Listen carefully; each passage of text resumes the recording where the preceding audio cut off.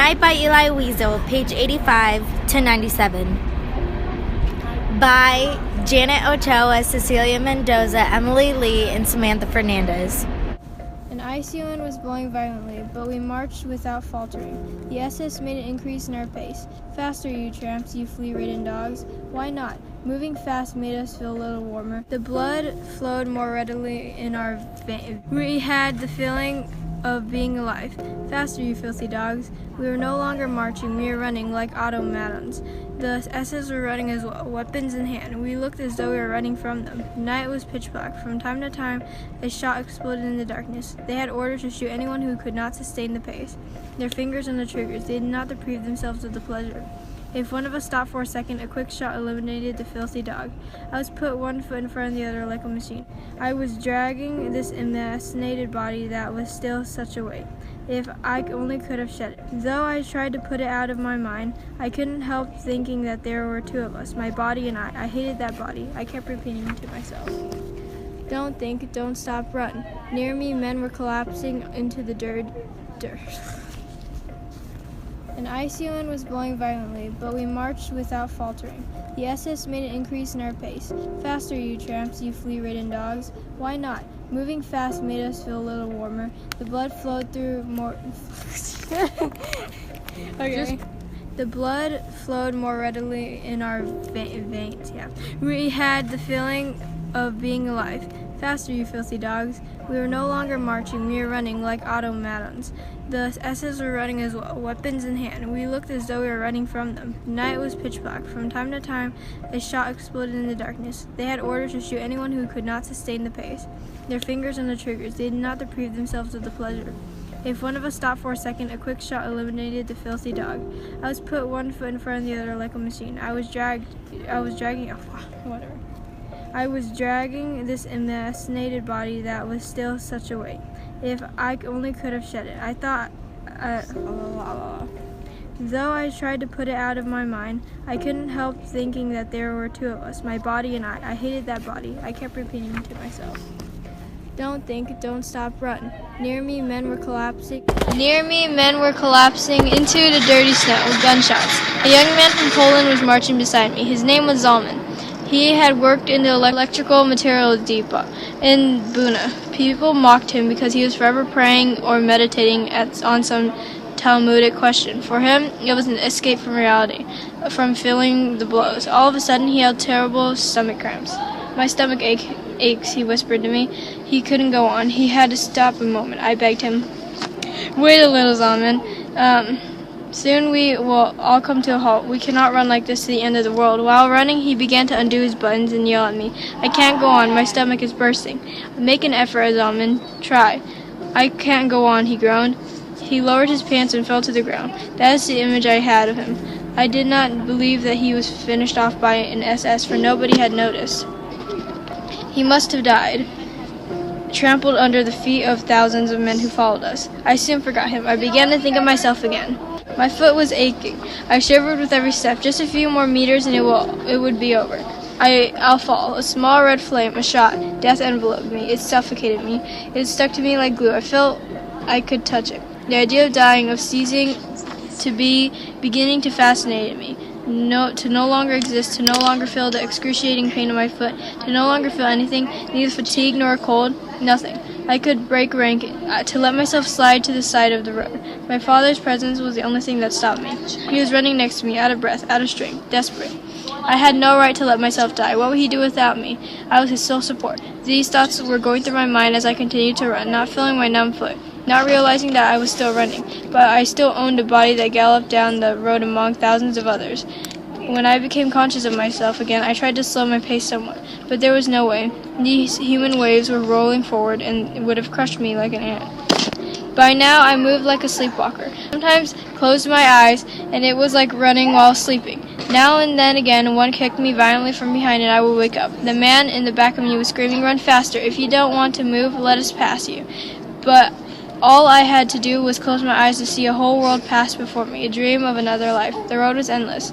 To allow oneself to be carried by the mob, to be swept away by blind fate. When the SS were tired, they were replaced, but no one replaced us. Chilled to the bone, our throats parched, famished, out of breath, we pressed on. We were the masters of nature and the masters of the world. We had transcended everything. Death, fatigue, our natural needs. We were stronger than cold and hunger, stronger than the guns and desire to die. Doom and rootless, nothing but numbers. We were the only men on earth. At last, a morning star appeared in the gray sky. A hesitant light began to hover in the horizon. We were exhausted. We had lost all strength, all illusion. The commandant announced that we had already covered 20 kilometers since we left. Long since, we had exceeded the limits of fatigue. Our legs moved mechanically, in spite of us, without us. We came to an abandoned village, not a living soul, not a single bark. Houses with gaping windows. A few people slipped out of the ranks, hoping to hide in some abandoned buildings. One more hour of marching, and at last an order to halt. As one man, we let ourselves sink into the snow. My father shook me. "Not here, get up. A little farther down. There's a shed over there. Come." I had neither the desire nor the resolve to get up, yet I obeyed. It was not really a shed, but a brick factory of those whose roof had fallen in. Its window panes were shattered, its walls covered in soot. It was not easy to get inside. Hundreds of prisoners jostled one another at the door. We finally succeeded in entering. Inside, too, the snow was thick. I let myself slide to the ground. Now only did I feel the full extent of my weakness. The snow seemed to me like very soft, warm carpet. I fell asleep. I did not know how long I slept. A few minutes or an hour. When I woke up, a frigid hand was tapping my cheek. I tried to open my eyes. It was my father. How he had aged since last night. His body was completely twisted and shriveled up into him. His eyes were glazed over, his lips parched, decayed. Everything about him expressed total exhaustion. His voice was damp. For 3 years, they stayed close to one another, side by side. They had endured the suffering, the blows. They had waited for their ration of bread, and they prayed. 3 years from camp to camp, from selection to selection, and now, when the end seemed near, fate had separated them.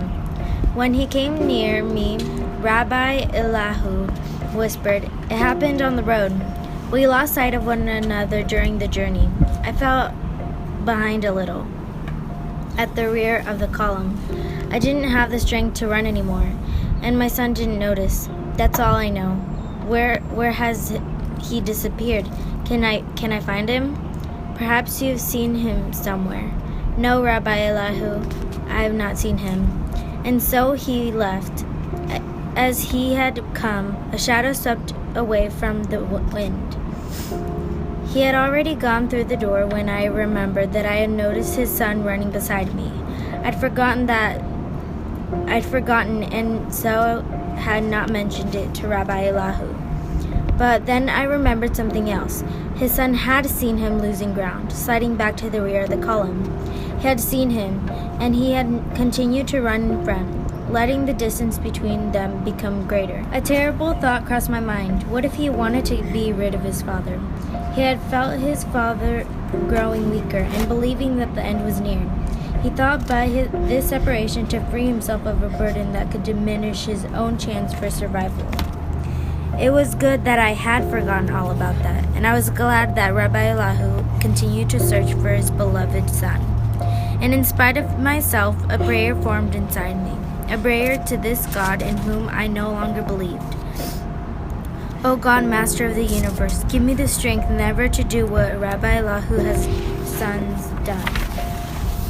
They were shouting inside in the courtyard. Night had fallen, and the SS were ordering us to form ranks. We started to march once.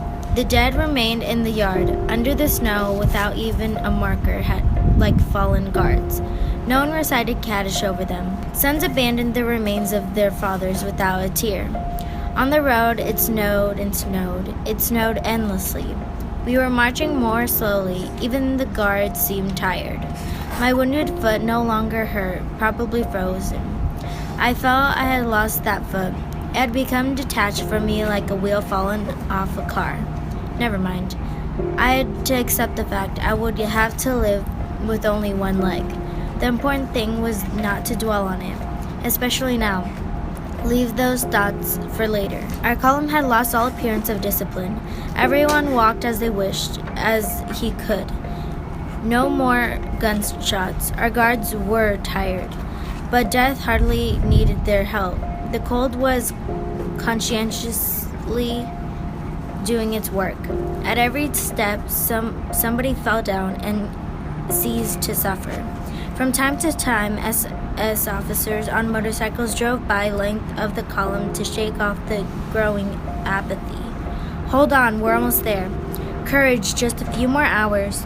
We're arriving in Gleiwitz.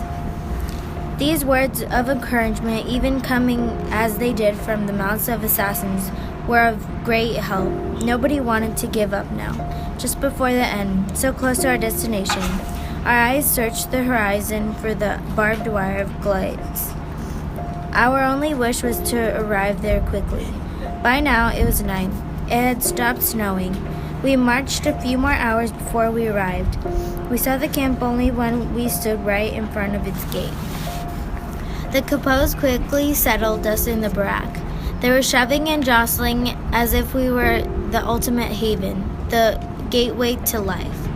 People trod over numbed bodies, trampled wounded faces. There were no cries, only a few moans. My father and I were thrown to the ground by this rolling tide. From beneath me came a desperate cry. "You're crushing me, have mercy."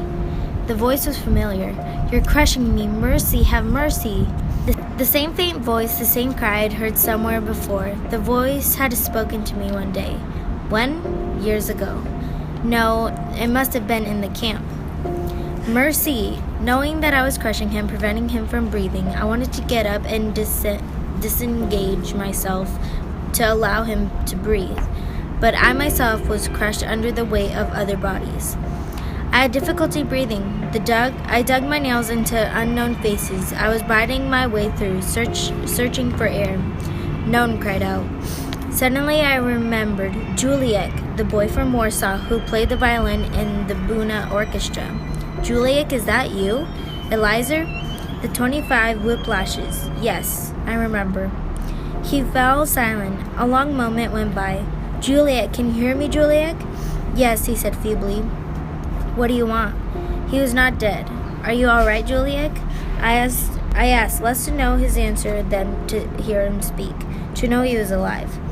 "All right, Eliezer, all right. Not too much air. Tired. My feet are swollen. It's a good rest, but my violin." I thought he'd lost his mind. His violin? Here? "What about your violin?" He was gasping. I'm afraid they'll break my violin. I brought it with me."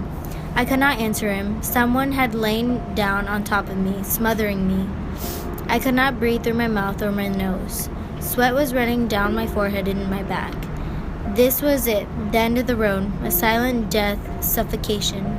No way to scream, to call for help. I tried to rid myself of my invisible assassin. The whole desire to live became concentrated in my nails. I scratched. I fought for a breath of air. I tore by decaying flesh that did not respond.